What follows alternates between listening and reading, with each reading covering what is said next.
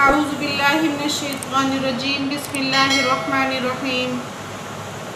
میرے پیارے معزز سامعین اور سامعات، آج جس موضوع کو آپ کے سامنے میں لے کر آئی ہوں وہ بہت ہی عظیم رشتہ ہے، بہت ہی خوبصورت رشتہ ہے، بہت ہی پیارا رشتہ ہے، اور وہ رشتہ ہے میاں بیوی کا رشتہ۔ ویسے تو یہ رشتہ اللہ رب العزت نے انہی کے ماں باپ، بہن بھائی، انہی کے بہت سے رشتوں کے بعد یہ رشتہ ملتا ہے۔ جب بیٹی جوان ہو جاتی ہے یا بیٹا جوان ہو جاتا ہے اس وقت یہ رشتے بنتے ہیں، لیکن جتنا ہی دیر میں رشتہ بنتا ہے اتنا ہی زیادہ محبت والا رشتہ ہوتا ہے۔ سبحان اللہ۔ قرآن اور حدیث کی روح سے بھی دیکھیں تو یہ رشتہ سب سے عظیم رشتہ ہے، کیونکہ فرماتے ہیں کہ جب دنیا میں کوئی ایسا کام نہیں کہ جس سے شیطان جو ہے زیادہ خوشی جس کو ملتی ہو۔ یہ واقعہ بہت ہی عام ہے، جس کے بارے میں آپ سب جانتے ہوں گے کہ ایک مرتبہ شیطان اپنے چھوٹے چھوٹے چیلوں کو لے کر زمین پہ بیٹھا ہوا تھا، اور اس نے کہا کہ آج سب جاؤ اور جا کر اپنے اپنے کارنامے انجام دو۔ تو جب اسی کے ساتھ جب سارے شیطان، چھوٹے چھوٹے شیطان، بڑے شیطان، جتنے بھی تھے شیاطین، وہ چلے گئے۔ کسی نے کوئی کارنامہ سر انجام دیا، کسی نے کوئی کارنامہ سر انجام دیا، تو کسی نے قتل و غارت کروائی، کسی نے کسی کی لڑائی کروا دی، کسی نے کسی کو مروا دیا۔ مطلب انہوں نے بہت سے بڑے بڑے کارنامے کیے، انہوں نے بہت سے کارنامے انجام دیے تھے شیاطینوں نے۔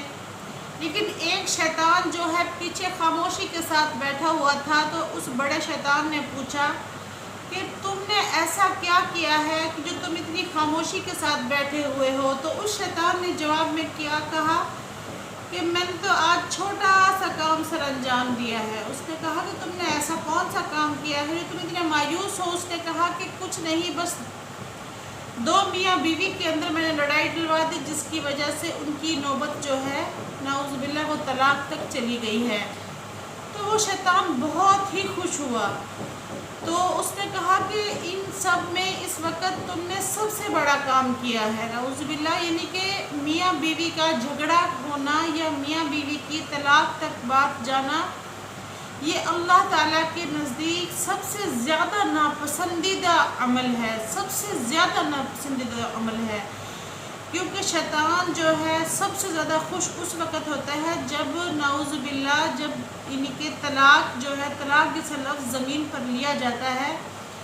اور یہ تو آپ بھی جانتے ہیں کہ اللہ تعالیٰ کا جب حدیث مبارکہ جس کا مفہوم کچھ اس طرح ہے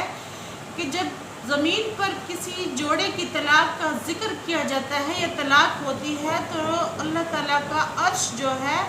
عرش کے ستون جو ہے وہ ہلنا شروع ہو جاتے ہیں، یعنی کہ اتنا ناپسندیدہ عمل ہے اللہ تعالیٰ کو بھی یہ۔ تو جب دنیا میں اللہ تعالیٰ کو یہ ہمارا عمل جو ہے اتنا ناپسندیدہ ہے، تو سوچیں جب دنیا کا یعنی کہ جب دنیا پیدا ہوئی تھی، یعنی دادا آدم علیہ السلام جیسی ہستی پیدا ہوئی تھی، اس وقت جب کوئی رشتہ نہ تھا، کوئی ساتھ نہ تھا، بہن بھائی کا، ماں باپ کا کوئی بھی رشتہ نہیں تھا، اس وقت اللہ رب العزت نے جب حضرت دادا آدم علیہ السلام کو دیکھا کہ میرا آدم جو ہے وہ پوری جنت میں گھوم کر آتا ہے، اور یہ بہت ہی خوبصورت واقعہ ہے، اس کو سکپ مت کیجیے گا، کہ میرا آدم جو ہے وہ پوری جنت میں گھوم کر آتا ہے، اور خاموشی کے ساتھ وہاں پر حضرت آدم کے بیٹھنے کے لیے ایک جگہ ہوتی تھی جنت میں، باغات کے اندر ایک بہت خوبصورت سا ایک پتھر رکھا ہوتا تھا، تو اس پتھر پر حضرت آدم علیہ السلام جو ہے وہ آ کر بیٹھتے تھے۔ جب حضرت آدم علیہ السلام وہاں پر پوری جنت کا چکر لگا کر آتے، سیر سپاٹے کر کے آتے، چشموں سے یعنی کہ باغات سے، تو اس پتھر پر آ کر بڑے مایوس ہو کر بیٹھ جاتے۔ اس وقت اللہ تعالیٰ نے فیصلہ کیا کہ اے فرشتوں، میرا آدم جو ہے بہت ہی خاموش ہے، بہت ہی چپ چپ ہے، خاموش طبیعت ہے، تو کیوں نہ ایسا کچھ کیا جائے کہ جس سے میرا آدم جو ہے وہ خوش ہو جائے۔ تو اس وقت اللہ تعالیٰ نے فیصلہ کیا کہ کیوں نہ حضرت آدم کے ساتھ جوڑا بنایا جائے، تو اس وقت جب اللہ رب العزت نے فرمایا کہ اے فرشتوں سب اپنی آنکھوں پر پٹیاں باندھ لو،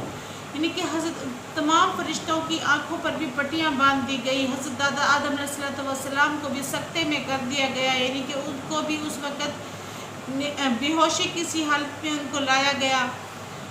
اور اس کے بعد جب اللہ تعالیٰ نے یعنی کہ حضرت دادا آدم علیہ السلام کے الٹی طرف زمین پر ایک یعنی کہ کپڑے کے اندر حضرت اماں حوا کو سبحان اللہ پیدا فرمایا، جب پیدا کرنے کے بعد اللہ تعالیٰ نے حکم دیا فرشتوں کو کہ اپنی آنکھوں سے پٹیوں کو ہٹا لو۔ جب ان کا پورا جسم تیار کر دیا گیا، صرف نورانی چہرہ رہ گیا تھا اماں حوا کا، تو جب چہرے پر اللہ تعالیٰ نے اپنے نور میں سے نور لگایا اور سفید کپڑے کے نیچے ان کو ڈھانپ دیا، تو اللہ رب العزت نے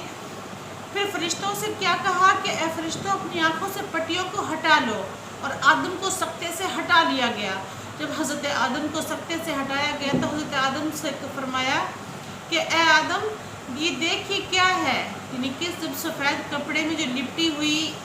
جو ایک چادر تھی اس کے بارے میں اللہ نے حکم دیا کہ آدم اس کو ہٹا کر تو ذرا دیکھو۔ جب حضرت آدم نے اس کپڑے کو ہٹایا تو حضرت آدم بہت خوش ہوئے، بہت سبحان اللہ خوش ہوئے کہ جب دیکھتے ہیں کہ ان کے بائیں طرف زمین پر حضرت اماں حوا جیسی نعمت بیٹھی ہوئی ہیں، تو ان کو بہت زیادہ خوشی محسوس ہوئی۔ اس کے بعد جب ان کے کہنے کا یہاں پر ایک تو مقصد یہاں پر ہمارا یہ آ گیا کہ اللہ رب العزت نے عورت جیسی نعمت کو چھپا کر، فرشتے تو پاک تھے، وہ تو نورانی فرشتے تھے، اس وقت ان کو پاک طریقے سے یعنی کہ سب کی آنکھوں کو بند کر کے ایک عورت کو پیدا کیا گیا۔ اللہ رب العزت نے حضرت آدم کی آنکھوں پر بھی پٹی باندھ دی گئی، فرشتوں کی آنکھوں پر بھی پٹی باندھ دی گئی، اس وقت حضرت اماں حوا کو پیدا کیا۔ جب حضرت اماں حوا کو پیدا کیا تو پھر اس کے بعد جب حضرت آدم پوری جنت کا چکر لگاتے، چشموں پر جاتے، پوری جنت میں گھومتے پھرتے، تو ان کو اس اپنی جگہ کی بہت طلب ہوتی تھی کہ میں جاؤں اور جا کے حوا میرا انتظار کر رہی ہوگی۔ تو یہ وہ رشتہ ہے کہ جب حضرت آدم جو ہے جاتے جب تھے وہ خوشی چہرے پر نہیں ہوتی تھی، لیکن جب واپس آتے تو ان کے چہرے پر ایک نئی خوشی ہوتی تھی۔ سبحان اللہ کہ یہ اللہ رب العزت نے ایسا جوڑا بنا دیا ہے کہ جس کو ملنے کی طلب نہیں ہوتی اس کو بھی اللہ تعالیٰ یعنی کہ طالب اور مطلوب بنا دیتے ہیں۔ یہ ایک رشتہ ہی ایسا اللہ رب العزت نے بنا دیا ہے کہ بچپن سے جوانی تک بیٹی جب جوان ہوتی ہے تو اس کے دل میں یہ خواہش ہوتی ہے کہ میری شادی ہوگی، یہ ایک رشتہ ہی بہت خوبصورت بنا دیا گیا ہے۔ اور جب جنت میں آخری رشتہ ہوگا وہ بھی میاں بیوی کا ہی سبحان اللہ ہوگا۔ وہ کس طرح کہ جب سارے رشتے دور ہو جائیں گے، ماں بیٹی کا، باپ بیٹے کا، بہن بھائی کا، کوئی رشتہ بھی نہیں ہوگا، اس وقت کون سا رشتہ ہوگا جنت میں، یعنی کہ 70 حوروں کے بھی سردار کون ہوگی؟ بیوی کو قرار دے دیا گیا۔ لیکن یہ اس وقت ہوگا جب ہم 5 وقت کے پکے سچے نمازی ہوں گے، جب ہم نماز پڑھنے والے ہوں گے، ہم یعنی کہ اس وقت میاں بیوی ایک دوسرے کے ساتھ رہیں گے۔ تو اللہ تعالیٰ ہم سب کو ایک دوسرے سے محبت کرنے والا بنائے، 5 وقت کا سچا اور پکا نمازی بنائے، اور ہمیں ان رشتوں کو اچھے طریقے سے لے کر چلنے والا بنائے، ہمارے رشتوں میں محبتیں پیدا فرمائے۔ آمین ثم آمین برحمتک یا ارحم الراحمین۔